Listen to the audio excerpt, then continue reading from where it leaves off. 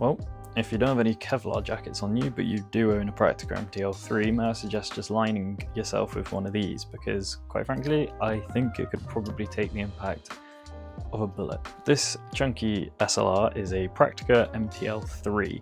These are very affordable and very easy to find on eBay, or to be quite honest, if you head into your grandparents' loft, given the amount that were made, there's probably one in there. My one here comes with the Pentagon 1.8 50mm lens. It's fixed, it's a prime lens, and I managed to obtain this for a grand total of £0. It was actually very kindly gifted to me by my partner's dad, so thank you, Pete. So let's get to the reason you're here, shall we? Today we're shooting a roll of Kodak UltraMax 400. UltraMax 400 is one of Kodak's consumer line of films, which is very popular, yet it's also a bit like Marmite. From what I've read, most people end up shooting it because it's cheap, and then they fall in love with it, and then it kind of becomes their go-to film. On the other hand though, lots of people sometimes prefer some of the other Kodak films, but I think it kind of depends what sort of budget you're working with. Personally, I've quite enjoyed the results I've got from this, despite one major flaw with this camera, but we'll get to that in a bit. I think another thing I read about the most about UltraMax was it's sort of a jack of all trades, master of none. It's an ultra fine grain film, the colors are really deep, it's C41 processed, so it makes it really affordable to process compared to something like a film like a slide film that needs ECM2 chemical processing. Well, I say cheap, let's be honest, it still costs about £20 to get a roll of film developed and scanned at the moment. But anyway, being 400 speed, it's fairly good for all use cases. You know, if you want, you could shoot this at night. I personally might not recommend it compared to something like an 800 speed film, but I think it's very versatile, and I think that's why lots of people use it as a beginner film stock, because it's 400 speed, you can't go wrong. Anyway, today's video takes us to the wonderful city in Somerset, Wales.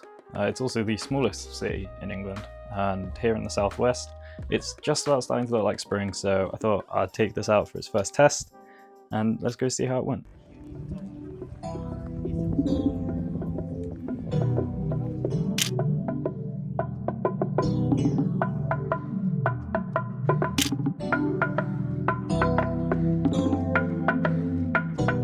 Yeah, so going back to that issue I said earlier, when I first opened the back of this film camera, I very quickly realized that the light seals weren't quite as intact as I thought they were. They kind of disintegrated on me as I opened up the back of it.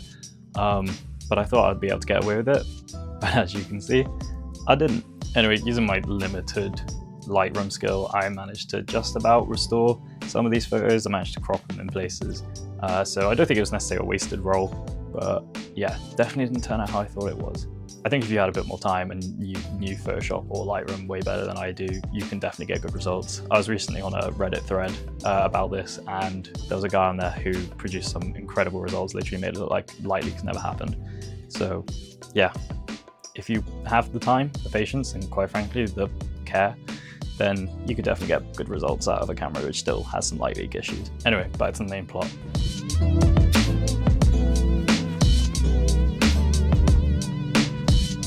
First went to a street called Vicars Close. I can only assume that because the vicar must live here somewhere. He must be pretty close. Sorry, that was bad. Anyway, maybe he owns this whole place. I don't know. This is by no means original. This place has been shot hundreds, if not thousands of times by hundreds, if not thousands of people. I mean, you can literally go onto any website, social media app, search up for this street, and you will find an insane amount of photos. Anyway, I thought I'd add to this growing crisis by adding my own take.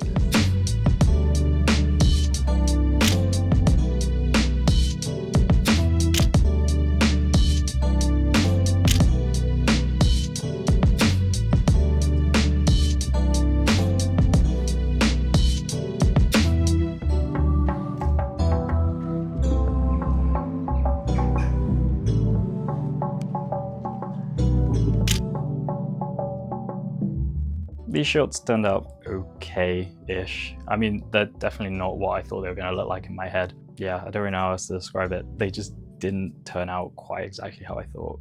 They're okay, but I don't think they're the best. I think to start with, the time of day didn't help. We're right in the middle of the day. I think if you were to come here in the evening or in the morning, you'd have a much better shot at it. I also think the best case for this street would be to set up with a tripod on a really wide angle, really open, maybe like 16, 18mm lens, and I think you'd get much better results. I think trying to do this sort of close-up style just didn't really work here.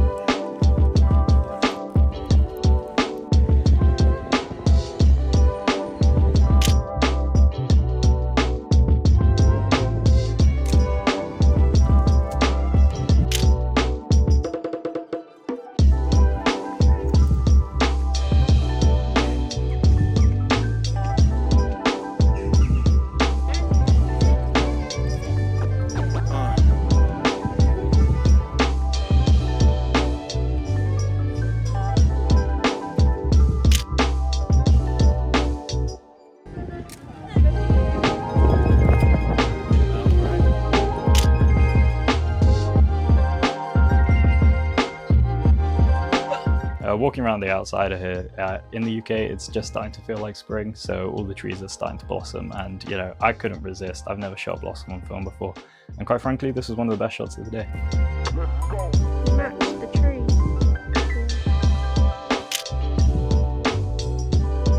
So next we really entered our crisis in our 20s and decided to act like a couple of 40-year-olds by going around a botanical garden. This is the Bishop's Palace and Garden in the heart of Wales. It's actually really pretty and it was really good to walk around it.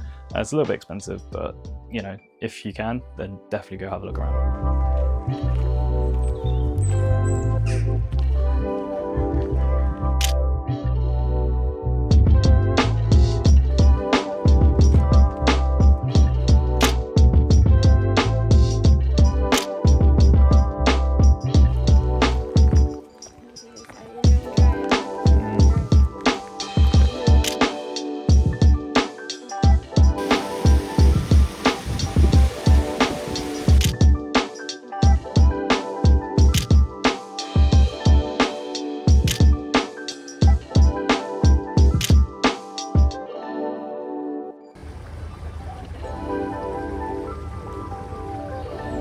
I think if I was to come back here, I'd definitely recommend coming back maybe towards the back end of summer, maybe very early into the year as well. I think the issue here is that the gardens open, they don't open very late. So if you want to get those sunset, really nice, you know, lighting conditions, you're gonna have to come here at certain times of the year. But nonetheless, I think quite a lot of these shots turned out all right.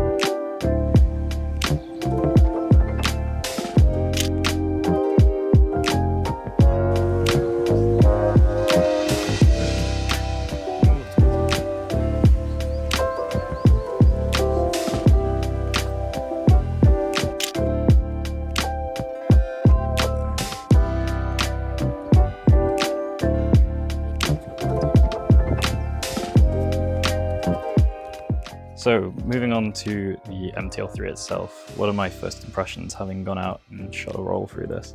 First of all, the actual camera itself is very boxy. It's quite a unique style. There's not much grip, there's not much ergonomics going on here. It's just a big box, you attach a lens to it, and there's not a lot else going on here. It can be quite uncomfortable to hold. You know, like my hands, I couldn't really figure out a good way to hold it. It's definitely not as comfortable as other cameras I've used. But it is still definitely usable. Another issue is this like side bit down here, this textured material. It's all plastic, it's not leather. There's not a lot of grip going on here, so I feel like if it was a bit damp or if it was like a really hot day, you have sweaty hands, you know, it can be a bit slippery. It could be a bit awkward to like hold. Regardless of this, the metal shutter inside is very satisfying and makes a really nice sound. My only other complaint is the shutter speed dial is glued on, and I'm not sure if you can see here, but I had to cut out a bit of paper and draw on my own because it fell off in the middle of the day and I didn't even notice until the end and it was lost. So you could easily pick up another cheap one and glue it back on, but for now, yeah, had to make do. The viewfinder is really great, it's easy to use, it's really light. There is a light meter in here, so you know, my badge compartment unfortunately had a bit of battery leakage, so it doesn't work. But inside the viewfinder there's a little needle and it tells you whether you're over or underexposed whenever you pull back the... I don't know what you call this. What do you call this? Anyway, moving on.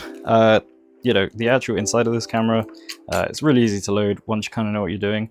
There's kind of two metal, you know, clips here. You just feed the film into the nearer side, feed it under, and start wrapping it around, and it kind of takes it around. Me being me, I had a bit of an issue with this, and yeah, it was kind of frustrating to understand how to use it for the first time, especially given how easy it was to load the XA2. But it's just a learning curve, and I think, you know, it'll be fine going forward.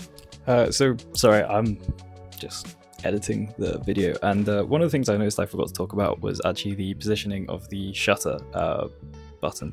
It's not in the traditional place, it's not on top of the camera. I think you can see it throughout the clips here. It's kind of angled forward at a 45-degree angle. It's actually it's pretty good positioning. I think it makes it quite ergonomic. It's, you know, it's unique, it's different, but yeah, no, I had no complaints regarding the placement of this. I know some people might find it a bit of an odd one, but yeah, just something to take note if you are thinking of buying one of these. The shutter button is kind of in front of the camera, not on top. So yeah, the order of the day was certainly light leaks hampered the performance of these photos. I think I managed to restore what I could. You know, again, I think someone with a lot more talent than I could have prevented this, or potentially edited it better. But I think either way, it just goes to show, if you are buying a used secondhand camera, just always check the light seals. You know, they're really easy to replace. I've got a repair kit on the way, just need to cut it to size, stick it all down. You know, before I do that, get rid of the old residue that's left. Hopefully that'll fix it. It looked mostly like it was light leaks coming from the back anyway, but you know, it could have been light leaks coming from the front. I guess we'll just have to see, time will tell. I feel like doing this whole film photography thing at the moment is like being a beginner trying to apply for a beginner's job that states that you need 15 years worth of experience. This is like the moment of truth. I mean, there's definitely resistance, which is good. Except if there wasn't, I think I'd cry.